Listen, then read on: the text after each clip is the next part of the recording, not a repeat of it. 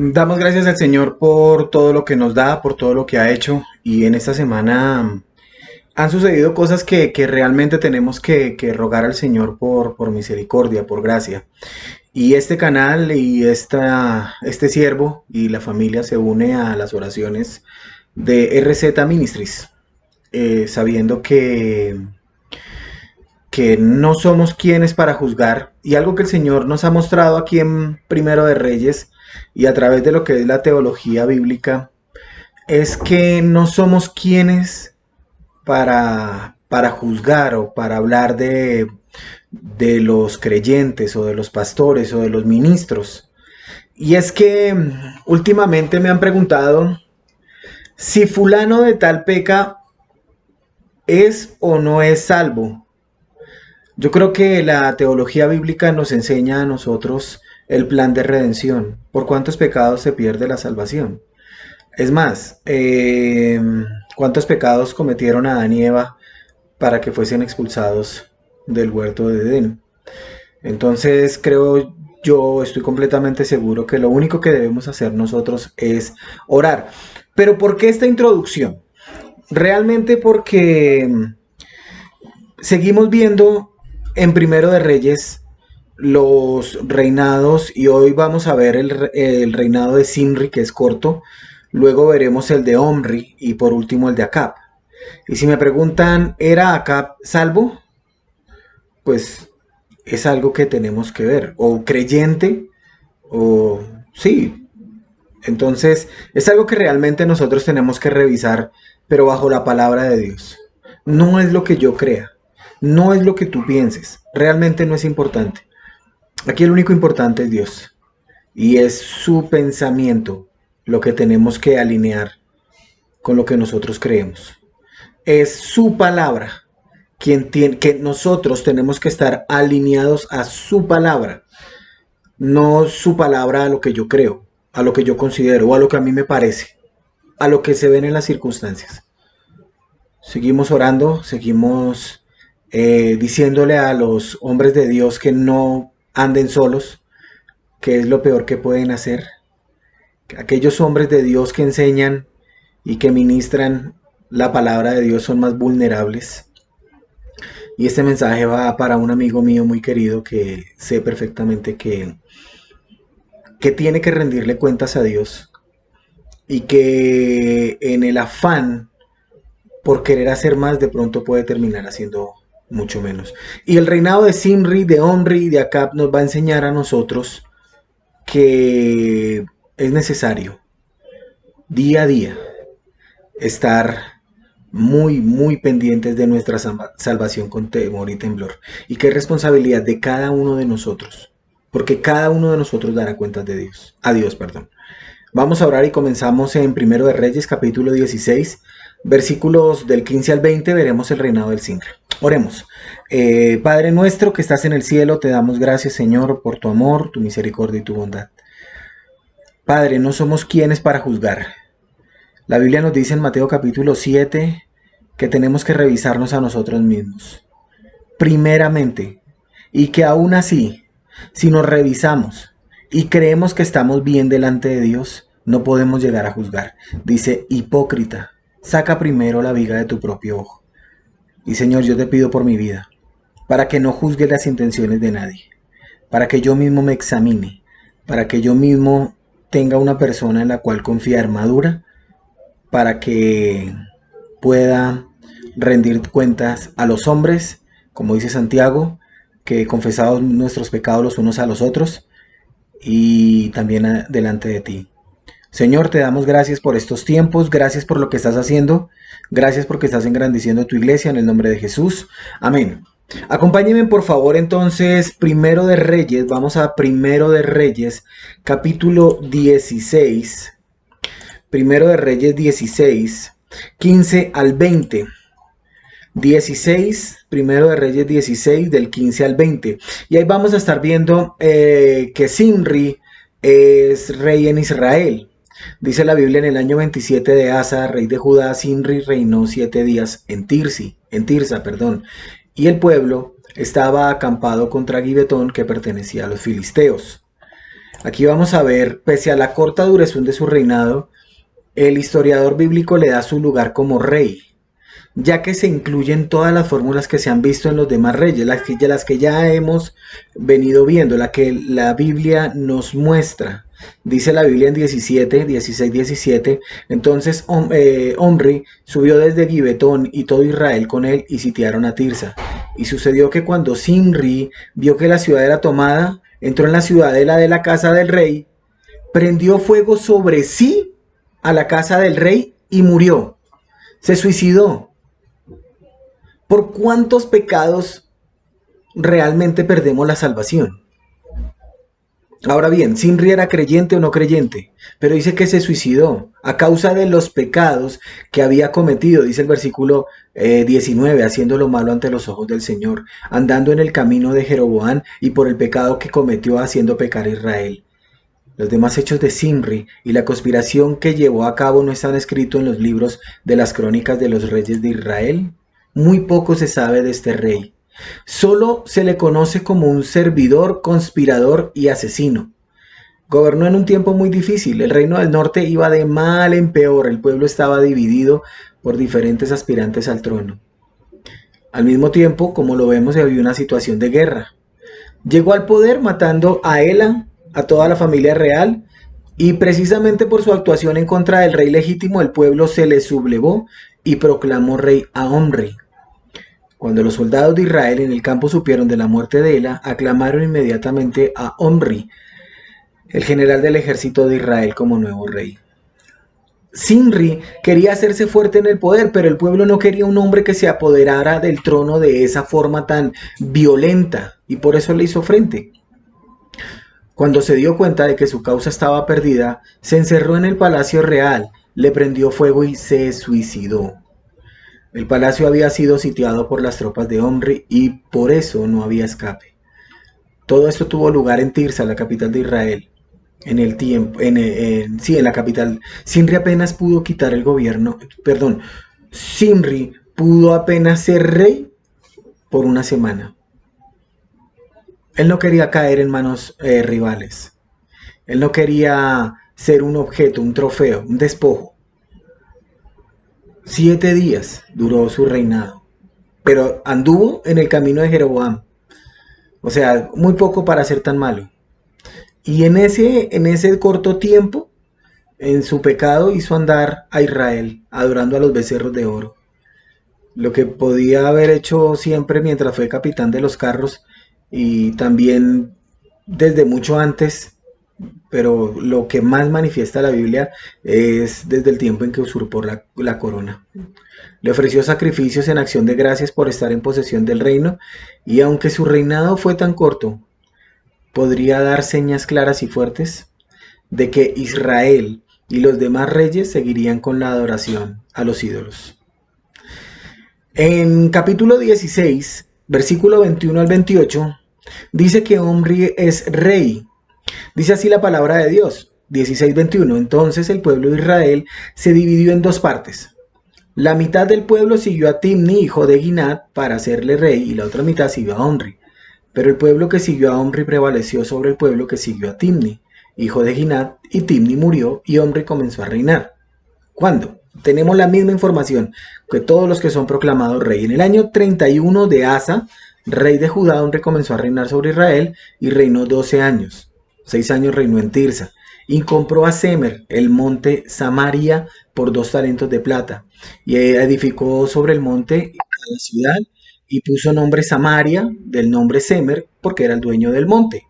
Y Omri hizo lo malo ante los ojos del Señor, y dice que obró más perversamente, y en este versículo 25 quiero que hagamos énfasis, porque dice que y obró más perversamente que todos los que fueron antes que él, pues anduvo en todos los caminos de Jeroboam, hijo de Nabat, y en los pecados con que hizo pecar a Israel, provocando al Señor, Dios de Israel, con sus ídolos.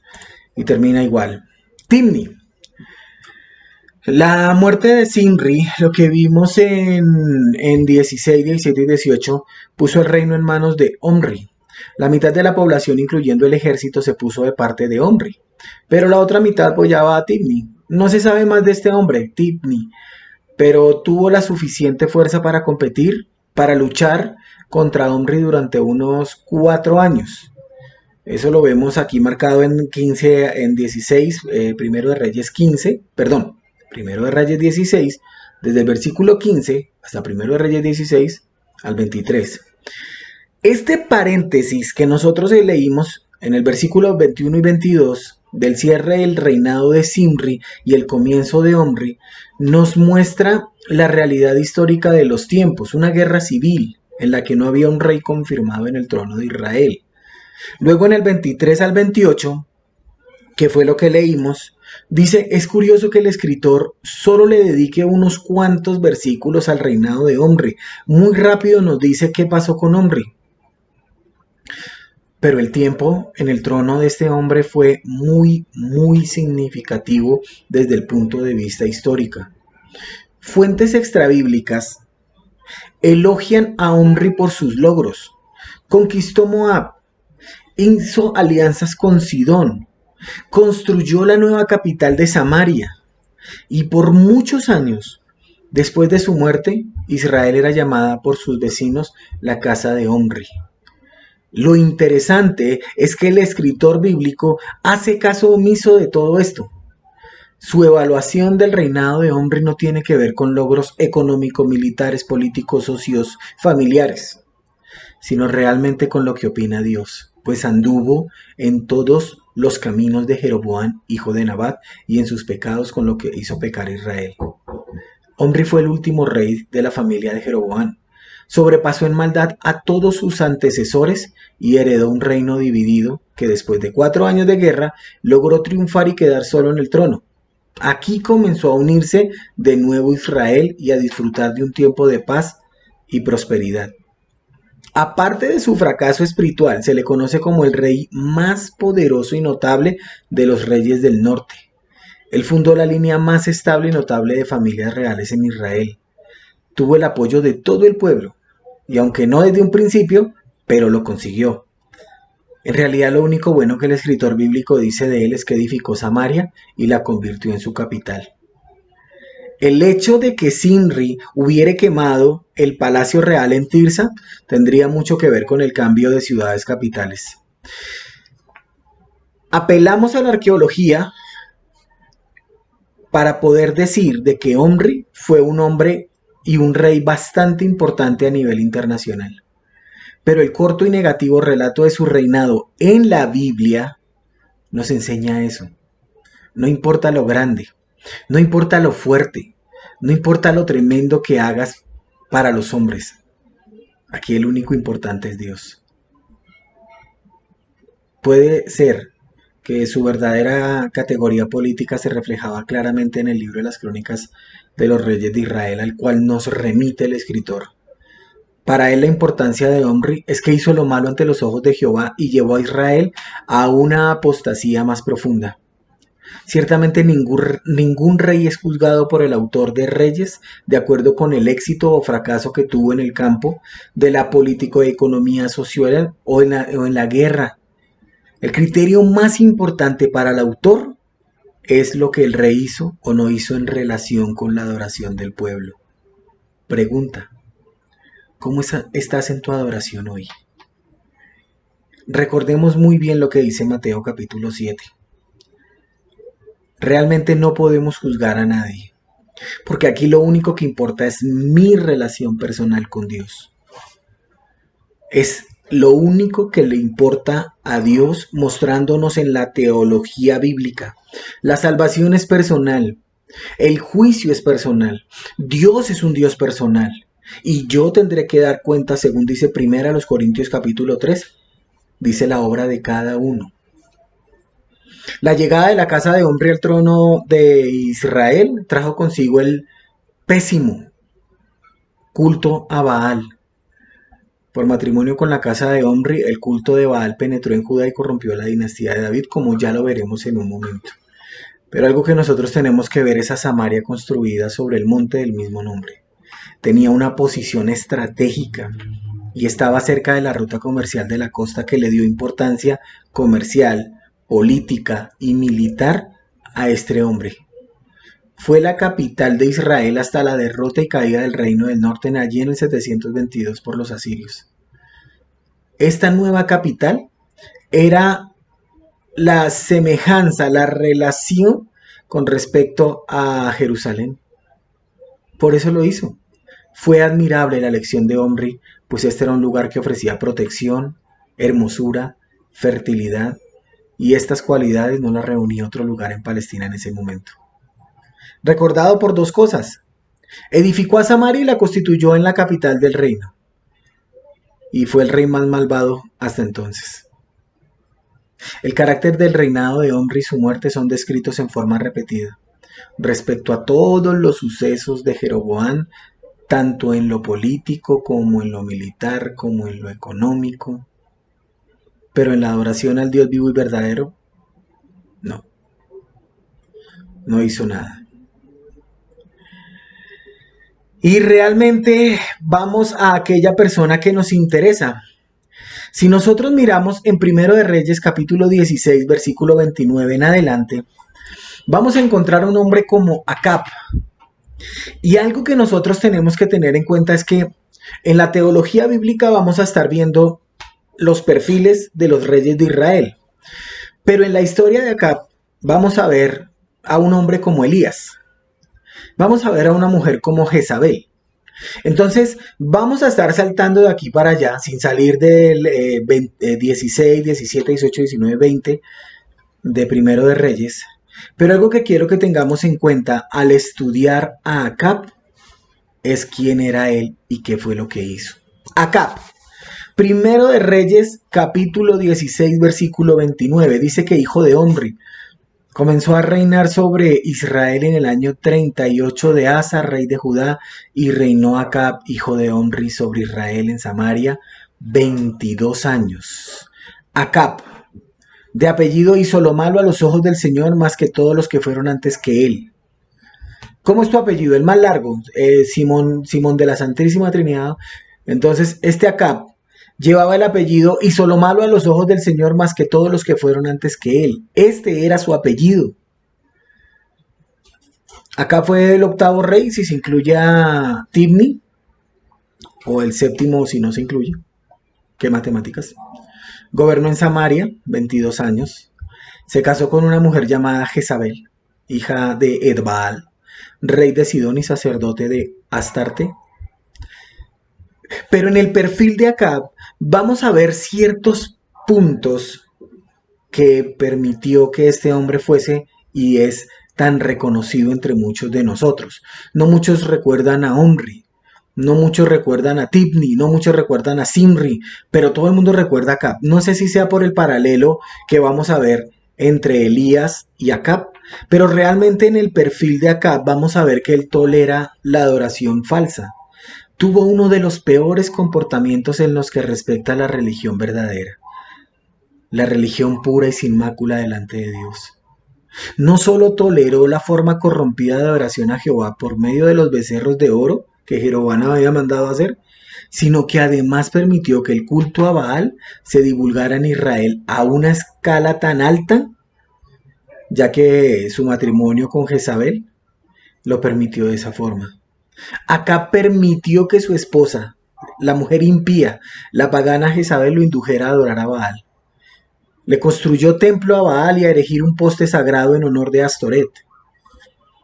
Cuando nosotros vemos Primero de Reyes 16, 30 al 33, acompáñenme allá, dice que Acab hizo lo malo a los ojos del Señor más que todos los que fueron antes que él. Y como si fuera poco, el andar en los pecados de Jeroboam, hijo de Nabat, tomó por mujer a Jezabel, hija de Baal, rey de los Sidonios, y fue a servir a Baal y lo adoró. Y edificó un altar a Baal en la casa de Baal que edificó en Samaria. Muchas personas se acercan y me dicen, John, es que yo tengo una pareja y pues esa pareja, aunque no es cristiana, pero es buena gente. Y yo siempre le digo a la gente, sí, puede que sea muy buena gente. Es más, hasta parece cristiano. Y le canta canciones de Marcos Witt, de Jesús Adrián Romero, una que otra de Alex Campos.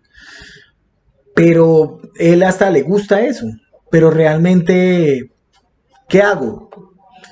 Y yo siempre lo remito aquí a Acab y Jezabel. Dice, si Acab es creyente y Jezabel no, si Acab adora a Dios vivo y Jezabel no, ahora si Acab y Jezabel no son creyentes, pues ya saben lo que tienen. Realmente nuestra relación de pareja es una manera de adorar a Dios. Y esto fue algo que Acab no entendió. Y en muy poco tiempo ya habían 450 profetas de Baal y 400 profetas del poste sagrado, todos los cuales comían a la mesa real de Jezabel. Los verdaderos profetas, los profetas del Dios de Israel, fueron asesinados. Los altares dedicados al Señor fueron derribados y Elías tuvo que huir para salvar su vida. Mataron a espada a los profetas verdaderos de Jehová. Pero gracias a la acción de Abdías, hombre de fe, que llevaba los asuntos de la casa de Acab, se conservó con vida 100 de ellos, pues los escondió en cuevas donde permanecieron con pan y agua. Mira lo que dice, y por favor acompáñame a Primero de Reyes 18. Mira lo que dice Primero de Reyes 18. Primera de Reyes 18:3. Y Acab llamó a Abdías, que era mayordomo de la casa, y Abdías temía en gran manera al Señor, pues sucedió que cuando Jezabel destruyó a los profetas del Señor, Abdías tomó a 100 profetas, los escondió de 50 en 50 en una cueva y los sustentó con pan y agua. Eso hizo Abdías. Eso fue lo que hizo este hombre. Por haberse vuelto a la adoración de Baal, Elías le dijo a Acab que habría una gran sequía.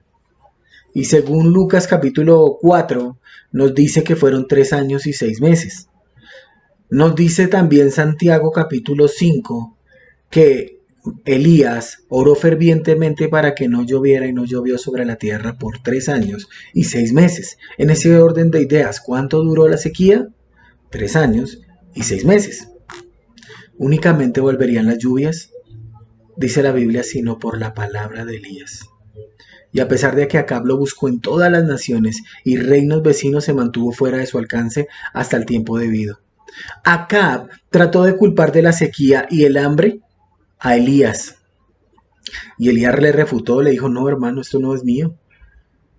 Porque es que Acab financiaba y favorecía la adoración a Baal. Una prueba que se llevó a cabo en la cima del monte Carmelo demostró que Baal no era capaz y visiblemente puso a Jehová en su debido lugar, el Dios vivo y verdadero. Los profetas de Baal fueron muertos por mandato de Elías, que lo vamos a ver cuando veamos el perfil de Elías, y después se vino semejante aguacero y puso fin a la sequía. En Primero de Reyes, capítulo 18, versículo 17, leo solamente el 17. Dice así, Primero de Reyes 18, 17. Y sucedió que cuando Acab vio a Elías, Acab le dijo, ¿eres tú, perturbador de Israel? Acab regresó a Jezreel, donde estaba su esposa, y le informó de todas las actividades de Elías contra la adoración a Baal. Jezabel reaccionó diciendo una amenaza violenta contra Elías, de modo que éste huyó al monte Oreb.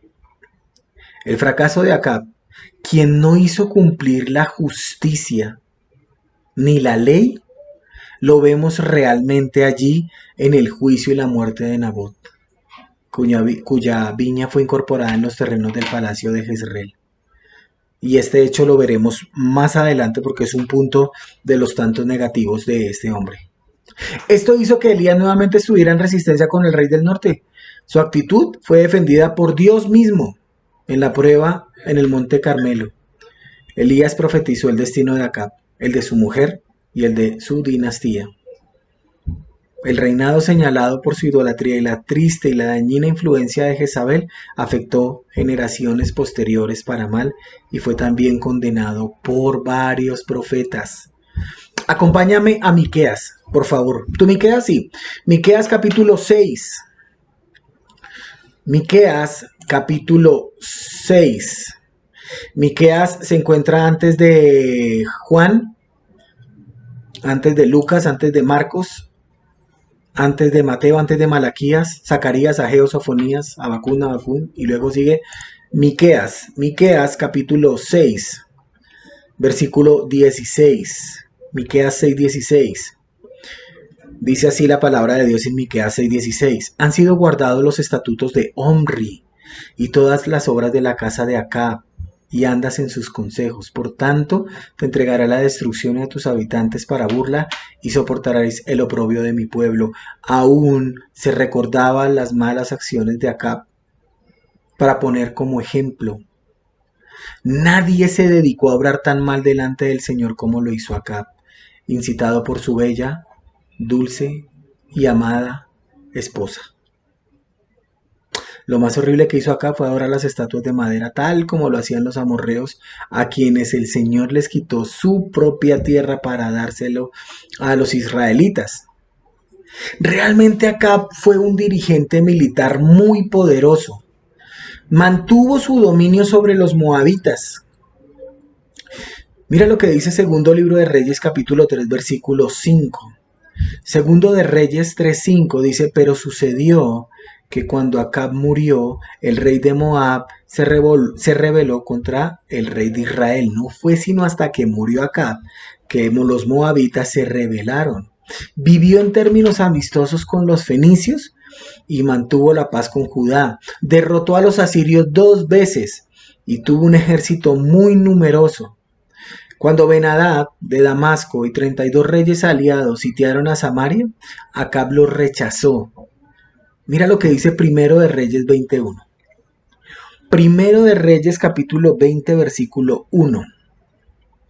Dice así la palabra de Dios en Primero de Reyes 21. Y Ben-Hadad, rey de Aram, reunió todo su ejército y tenía con él 32 reyes con caballos y carros. Y subió, sitió a Samaria y peleó contra ella. Entonces envió mensajeros a la ciudad, a Acab, rey de Israel, diciéndole: así dice Ben-Hadad, tu plata y tu oro son míos. Míos son también tus mujeres y tus hijos más hermosos. Los feos no, solo los más hermosos. Y en el versículo 11, el rey le dice: no se jacte el que se ciñe las armas como el que se las desciñe. En otras palabras, acá le dijo: mire amigo, no cante victoria antes de tiempo. Y ahí viene la reacción del rey. Versículo 12. Cuando Ben-Hadad escuchó esto, estaba viviendo con los otros reyes en los refugios que habían preparado. Entonces Ben-Hadad le dijo a su gente: al ataque, mis valientes.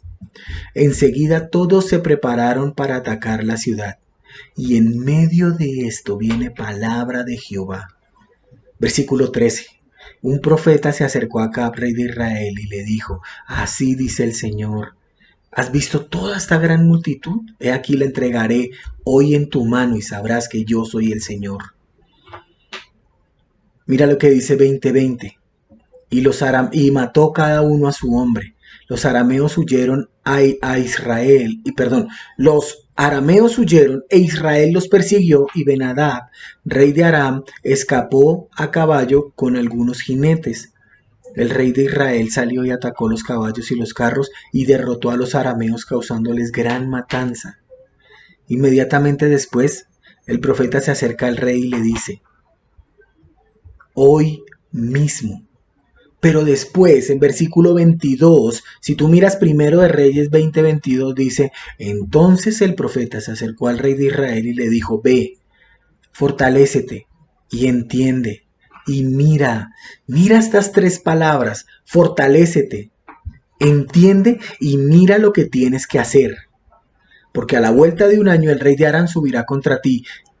Y un año más tarde, después del consejo de los siervos que le dieron el rey de Aram, ¿saben qué les dijo? Mira lo que dice el 23. Primero de Reyes 20:23. Sus dioses son dioses de los montes, por eso fueron más fuertes que nosotros. Mejor peleemos contra ellos en la llanura, pues ¿no seremos más fuertes que ellos? Y fueron a la batalla. Y Dios causó una tremenda derrota a Ben-Hadad. Y fue una derrota aún mayor que la que sucedió en Afec. En capítulo 20, versículo 28 dice: entonces un hombre de Dios se acercó y habló al rey de Israel y dijo: así dice el Señor, Porque los arameos han dicho: el Señor es un Dios de los montes, pero no es un Dios de los valles. Por tanto entregaré a toda esta gran multitud en tu mano y sabrás que yo soy el Señor. Nuevamente le dice: sabrás que yo soy el Señor. Mis hermanos, la teología bíblica nos enseña que solamente hay un Dios, que cuando nosotros juzgamos, que cuando nosotros chismeamos, que cuando nosotros hacemos lo que no agrada a Dios, nos ponemos en el lugar de Dios. Y solamente hay un Dios y hay un Señor. Por eso las palabras: y sabrás que yo soy el Señor. Tú podrás salir a la batalla, pero tú sabrás que yo soy el Señor. Tú podrás estar temeroso, pero sabrás que yo soy el Señor. También capturó a Ben-Hadad. Acab, sin embargo, se mostró neciamente misericordioso, noble, tranquilo, sereno con Ben-Hadad y le conservó la vida. Y lo liberó. Ben-Hadad prometió devolverle ciertas ciudades que su padre Omri había conquistado. O como piensan algunos, por lo que dice en 1 de Reyes 15, del 18 al 22, eran de Baasa. Pero lo que más le importó a Acab en este momento fue esas autorizaciones económicas al permitir que mercaderes israelitas abrieran negocios en los bazares de Damasco. Mira lo que dice 1 de Reyes 20:34. Luego Ben-Hadad le dijo: te devolveré las ciudades que mi padre le quitó al tuyo. Y tú puedes tener negocios en Damasco como mi padre los tenía en Samaria. Yo por mi parte me comprometo a dejarte ir, contestó Acab. De este modo Acab hizo un pacto con Ben-Hadad y dejó que se fuera.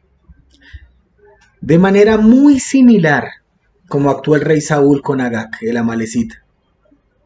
Acab también perdonó la vida a Ben-Hadad y celebró un pacto con él, según el cual se devolverían a Israel las ciudades capturadas, y Acab podría asignarse ciertas calles en Damasco, probablemente para establecer en ellas tiendas donde se venden mercancías diversas o mercados con el fin de animar su comercio en la capital de Siria. Bienvenidos, sigan el remate de Acab. Al igual que en el caso de Saúl, Jehová condenó a Acab por ello y predijo su calamidad futura para él y para su pueblo. Primero de Reyes, capítulo 20, versículo 35. Acompáñame a Primero de Reyes, capítulo 20, 35. Y cierto hombre de los hijos de los profetas dijo a otro por palabra del Señor: te ruego que me golpees o te ruego que me hieras. Pero el hombre se negó a herirlo. Entonces le dijo: ¿por qué no has atendido a la voz del Señor?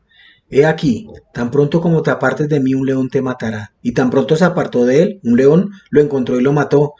Entonces halló otro hombre y le dijo: te ruego que me hieras. Y el hombre le dio un golpe hiriéndolo. Y el profeta se fue y esperó al rey en el camino. Se había disfrazado con una venda sobre los ojos. Versículo 39. Cuando el rey pasaba, clamó al rey y dijo: tu siervo fue al centro de la batalla. He aquí un hombre se apartó de las filas y me trajo a uno y me dijo: guarda a este hombre, si por alguna razón llega a faltar, entonces tu vida responderá por su vida o pagarás un talento de plata.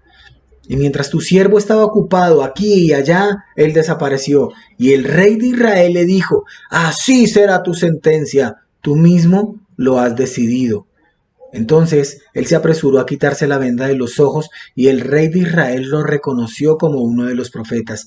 Y él le dijo: así dice el Señor, porque has dejado salir de tu mano al hombre a quien yo había destinado a la destrucción. He aquí tu vida responderá por su vida y tu pueblo por su pueblo. Y el rey de Israel, disgustado, se fue molesto a su casa y entró a Samaria. Acabcito era pataletosito. A mí me encanta cuando: venga hermano, ¿qué debo hacer? No es lo que yo piense, es lo que dice la palabra de Dios, pero no me gusta. Lo siento. En esta ofensiva, y a pesar de quien fue Acab, vemos la mano de Dios en batalla. Mira lo que dice 20:30. Primero de Reyes 20:30.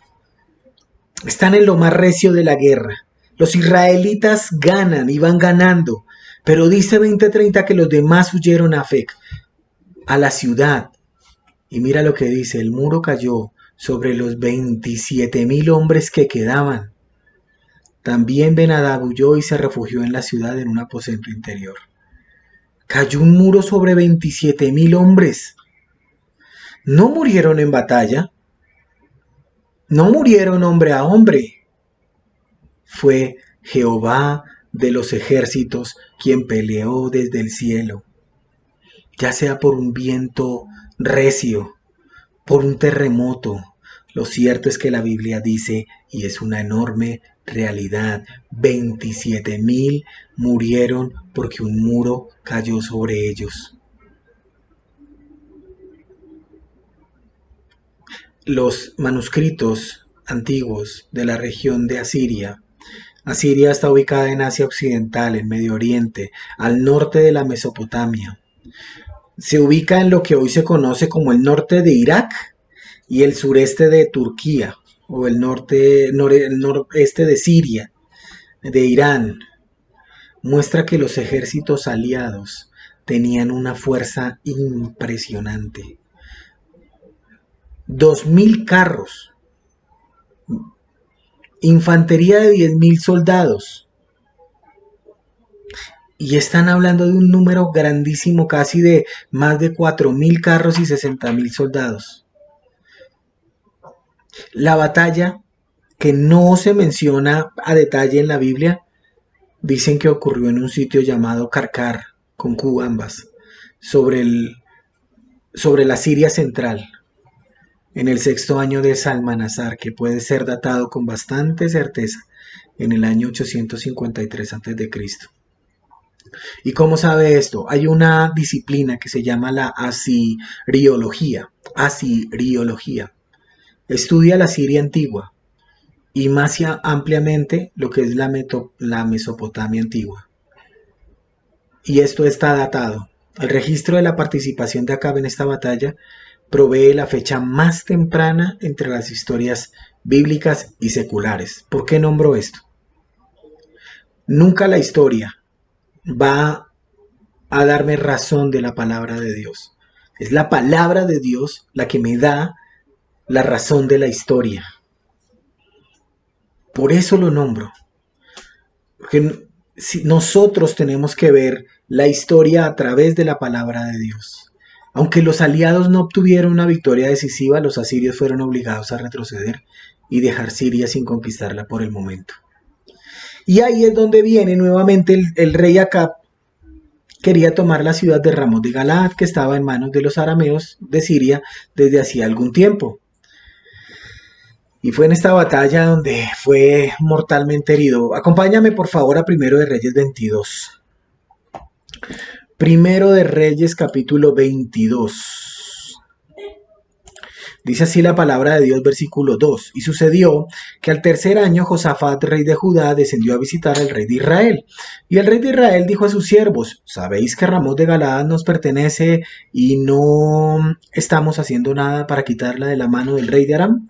Y dijo Josafat, ¿quieres venir conmigo a pelear contra Ramot de Galaad? Respondiendo Josafat al rey de Israel, yo soy como tú, mi pueblo como tu pueblo, mis caballos como tus caballos. Versículo 9. Entonces el rey de Israel llamó a un oficial y le dijo, trae pronto a Micaías. ¿Qué sucede entre estos versículos? Mandan llamar profetas y estos profetas le dicen, sí, claro, reycito, vaya, hágale, usted puede, tú lo puedes lograr, lo vas a hacer. Mira, por ejemplo, lo que dice versículo 22:6. Entonces el rey de Israel reunió a los profetas 400 hombres y les dijo, ¿debo ir a pelear contra Ramot de Galaad o debo desistir? Y ellos respondieron, sube porque el Señor la entregará en tus manos.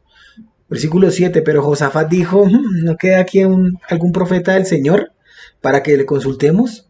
Hombre, habían 400 y él dice, ¿no será que hay otro que realmente sea del Señor? Y en el 8 le dice, dijo el rey de Israel a Josafat, todavía queda un hombre, uno, no le sirvieron 400, uno, de quien podemos consultar al Señor, pero lo aborrezco, porque no profetiza lo bueno en cuanto a mí, sino lo malo. Es Micaías, hijo de Imlá. Pero Josafat le dijo, venga, no hable de esa forma, señor. Pilas usted, o sea, pilas que usted es el rey de Israel. Y en el versículo 9 dice, entonces el rey de Israel llamó a un oficial y le dijo, trae pronto a Micaías, hijo de Imla.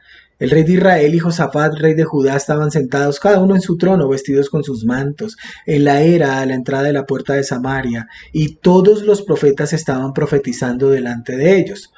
Y Sedequías, hijo de Kenaana, se había hecho unos cuernos de hierro y decía, así dice el Señor, con estos acornearás a los arameos hasta acabarlos. Y todos los profetas profetizaban así, diciendo, sube a Ramón de Galaad y tendrás éxito, pues el Señor la entregará en manos del rey. Y el mensajero que fue a llamar a Micaías le habló diciendo, mire viejo, las palabras de los profetas todas son las mismas en favor del rey. Así que le voy a pedir un favor. Que tu palabra sea como las palabras de uno de ellos y que hables favorablemente. Versículo 14. Micaías dijo, vive el Señor, que lo que el Señor me diga, eso hablaré. ¿Hablas lo que te habla el Señor? ¿Hablas lo que te manda el Señor? Y cuando él llegó al rey, le dijo, Micaías, ¿iremos a Ramón de Galaad a pelear o debemos desistir? Y Micaías le dijo, sube y tendrás éxito y el Señor la entregará en manos del rey. Entonces el rey dijo, ¿cuántas veces he de tomarte juramento de que no me digas más que la verdad en el nombre del Señor? Y él respondió, vi a todo Israel esparcido por los montes como ovejas sin pastor. Y el Señor dijo, estos no tienen Señor, que cada uno vuelva a su casa en paz. Y el rey de Israel dijo a Josafat, ¿no te dije que no profetizaría lo bueno acerca de mí, sino lo malo? Y aquí viene un paréntesis, hermanos. Estamos viendo el perfil de acá, pero es que me encanta este Micaías. El nombre significa quién es como Jehová o quién es semejante a Yahweh. Hijo de Imla y profeta en tiempos de Acab. Mientras los falsos profetas del rey aseguraron a Acab que tendrían éxito en sus esfuerzos por recuperar de los asirios a Ramón de Galaad por la fuerza de las armas, su aliado, el rey de Judá, insistió que se llamara un verdadero profeta de Dios. Como se le dijo que agradara a Acab, al principio Micaías con burla sutil y disimulada, con una risa, yo no sé qué actitud tendría este hombre delante de ellos, dio el mismo mensaje que los falsos profetas. Fue evidente, pero muy notorio para los que estaban allí, que Micaías no quería decir lo que estaba diciendo, por lo que se le exigió que dijera la verdad. Entonces predijo la derrota y la muerte de Acab en Ramón de Galaad. Por esta profecía fue puesto en la cárcel. Mira 22-26. Y el rey de Israel dijo, toma a Micaías y devuélvelo a Amón, gobernador de la ciudad, y a Joás, hijo del rey, y di, así dice el rey, echad a este a la cárcel y alimentadlo con poco pan y poca agua hasta que yo vuelva en paz. Y es en esta guerra que el malvado rey Acab, cuyo apellido es hizo lo malo ante los ojos de Jehová más que todos los que reinaron antes de él, donde este rey perece tal como el Señor, Jehová de los ejércitos lo había dicho. Su cuerpo fue llevado a Samaria para recibir sepultura. Y como había dicho, o como lo había ya predicho más bien el Señor mediante Elías, allá en Primero de Reyes, capítulo 21-19, mira lo que dice Primero de Reyes 21-19. Está hablando Dios a Elías, dice, le hablarás diciendo, así dice el Señor, has asesinado y además has tomado posesión de la viña. También le hablarás diciendo, así dice el Señor, en el lugar donde los perros lamieron la sangre de Nabot, los perros lamerán tu sangre, tu misma sangre. Los perros lamieron la sangre de Acab, que había manchado su carro. Primero de Reyes 22:38 dice que lavaron el carro junto al estanque de Samaria y los perros lamieron su sangre. Y allí se bañaban las rameras conforme a la palabra que el Señor había hablado. El próspero reinado de Acab y sus amistades con los fenicios trajo mucha riqueza a su país. Amén. Permitiendo llenar su tiempo de construcciones, pero la Biblia lo relata como una nimiedad. Mira cómo termina este tremendo y poderoso rey. 22:39 dice: los demás hechos de Acab y todo lo que hizo, la casa de marfil que edificó, todas las ciudades que edificó, ¿no están escritos en los libros de las crónicas de los reyes de Israel? Pero realmente esto se confirma por las excavaciones hechas en Samaria. Samaria era la capital del reino del norte. Se cree que entre las obras de construcción de Acab estuvo la finalización de las fortificaciones de la ciudad de Samaria, que según las excavaciones arqueológicas comprendían 3 muros de gran solidez muy bien construidos. También se descubrió una plataforma llamada Palaciega. Es una plataforma de la corte, es una especie de corredor alargado en el edificio que sirve de paso a las habitaciones o salas o pasillos que medían unos 90 metros por unos 80, con una pared que tenía un conjunto de sillas o sillones unidos finamente que rodeaba esta especie de pasillo. Se encontraron numerosas divisiones de marfil para decorar muebles y paredes. Tal vez esta sea la casa de marfil de Acab mencionada anteriormente. Realmente a la Biblia no le interesa saber esto. A nosotros como datos históricos nos pone en un lugar muy fijo de la historia y nos dice realmente lo que nos debe importar es lo que piensa Dios. Y ahora sí vamos a Primero de Reyes capítulo 21, donde es el asesinato de Nabot y sus consecuencias. Durante un intervalo de paz, Acab se interesó en adquirir la viña de Nabot de Jezreel, una porción de tierra que anhelaba debido a que limitaba con los terrenos del palacio donde Acab vivía. Parece ser que Acab había construido un segundo palacio en Jezreel, donde vivía cuando no estaba en la capital Samaria. Cuando Nabot rehusó acceder a esta petición sobre la base de la ley de Dios concerniente a la herencia, o sea que la tierra pertenecía a la familia más que al individuo, ahí fue cuando Acab se enojó. Esto más que ser una historia de dos hombres, Acab versus Nabot, Nabot versus Acab, es la forma en que el ser humano ve las cosas. Acab veía la tierra como algo comercial, vendible, cambiable, mientras que Nabot veía la tierra como algo de respeto dado por el Señor, Dios de Israel. Esta historia nos muestra el estado decadente, desesperante de la nación, del pueblo de Dios. Y yo siempre lo digo, si la cabeza está mal, todo el cuerpo está mal. Si la cabeza está mal, todo el cuerpo está mal. Y Nabot nos muestra cómo no se debe cambiar la forma de pensar acerca de las cosas sagradas y dejarse llevar por lo que opinan los gobernantes. Ojo, siempre digo que debemos orar por nuestros gobernantes. Pero cuando ellos nos obligan a pecar, debemos orar y ejercer una resistencia bíblica como en el caso de Nabot. La pregunta es, ¿estamos dispuestos como iglesia a aceptar las consecuencias? Muchos en esta época están divididos entre Baal y Jehová. Hablo de la época de Nabot y Acab.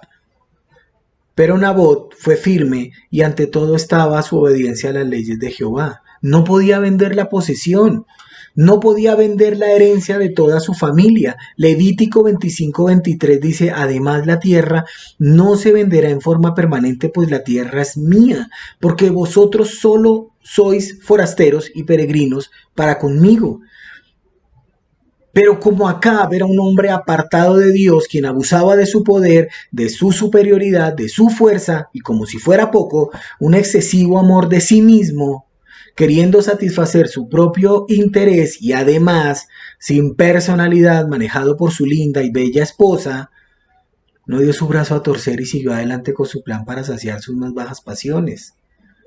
Acab, malhumorado, en el estado de ánimo que se irrita, está enfadado, se retiró a su casa, cositero, pataletoso, se echó en su lecho de cara a la pared y dijo, no que lo come, no quele, no es que no quiero, ¿y por qué no quiere? No, es que no quiero comer. Mira lo que dice 21:4.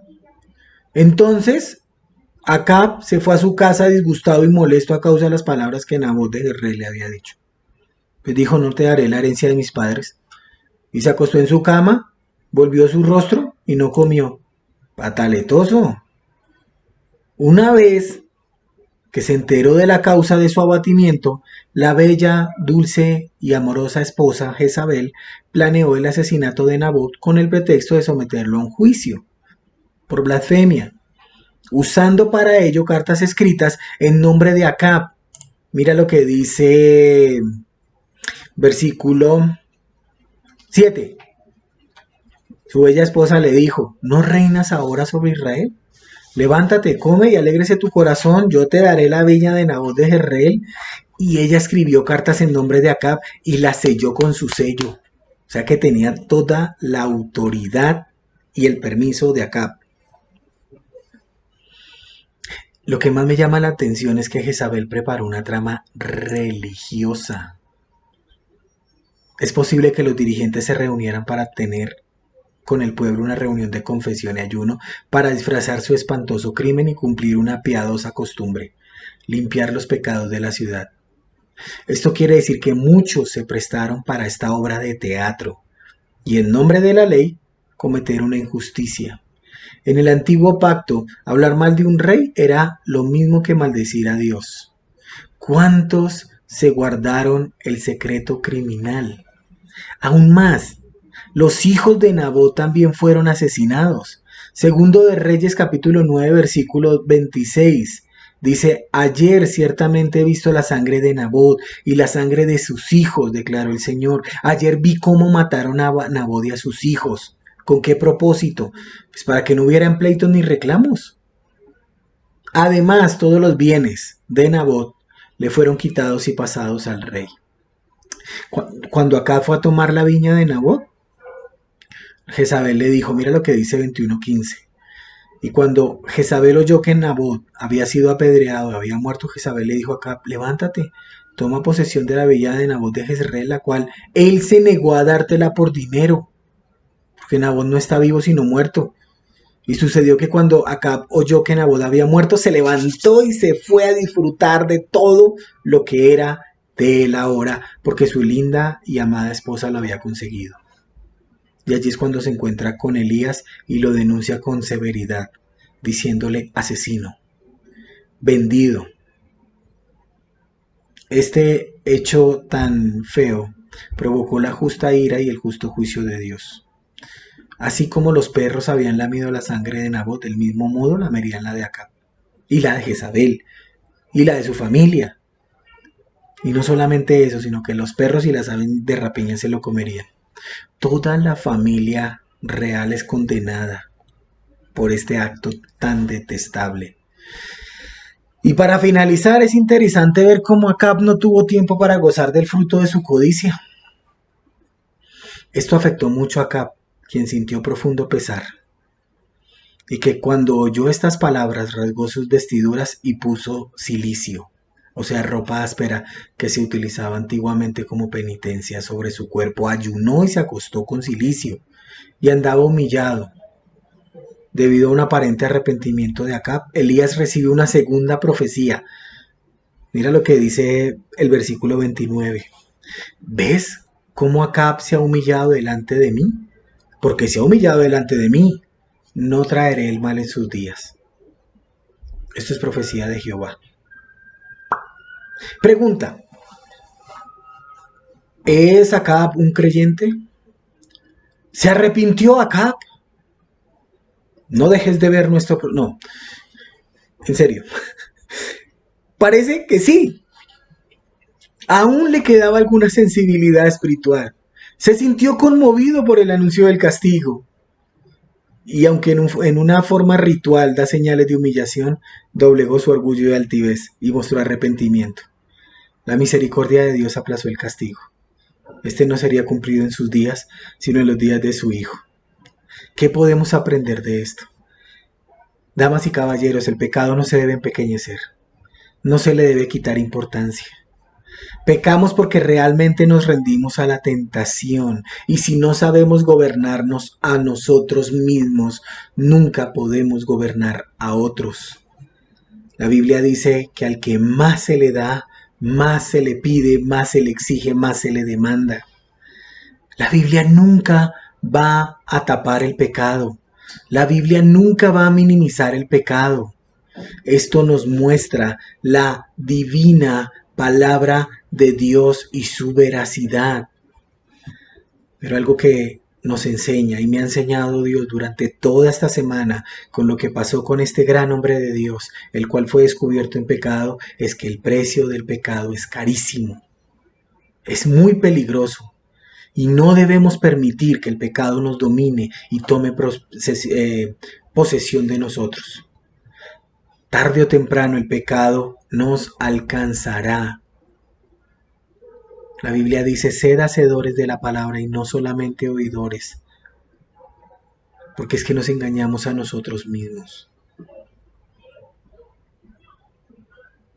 Hermanos, realmente es muy importante que reconozcamos cuán pecadores somos, que nos prediquemos el Evangelio día a día, porque el Evangelio nos permite creer, nos permite crecer y nos permite madurar. Pero también recordemos de dónde nos sacó el Señor. Si tú consideras que Acab no es creyente, yo lo único que digo es que yo no tengo un salvómetro a la mano para decir quién sí y quién no. Clamo a Dios por misericordia sobre este corazón, que sin su Santo Espíritu no es nada. ¿Y tú? ¿Estás a cuentas con Dios? Oremos.